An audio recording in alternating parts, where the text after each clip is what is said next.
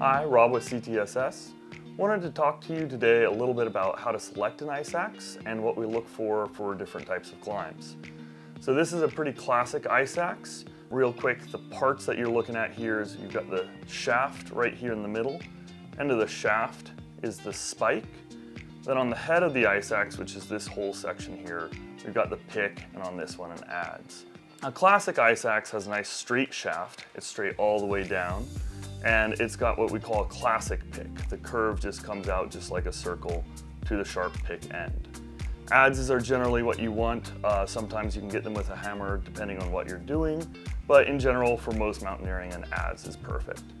You can climb about 90% of mountains with just this classic standard ice axe. You don't need anything fancy, and almost everything we guide here can be done with this ice axe. Really easy to hold, easy to use in glacial terrain, and pretty nice in general.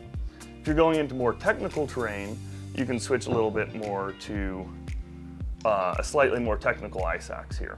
This one has a slight bend in its shaft, and the pick itself is very different. This is what we call a negative recurve pick. This allows you to swing it into ice and it sticks a bit better and gives you more holding power in more technical terrain. So this is my personal ice axe that I use almost everywhere around the world. I like keeping it short.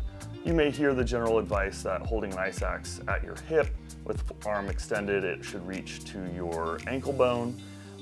That's kind of old advice for different uses. I like mine short because it keeps me from having to place it too often and leaning on it in soft snow, and then that knocks me off balance when it slides in. Also in steep terrain, I'm not having to hold it way above my head just to place it on the uphill side. This one has a hammer because as a guide I'm often pounding in pickets, and so that's my choice, but again an adze on this one would work as well. In the end, the correct ice axe for you is the one that you have gotten used to.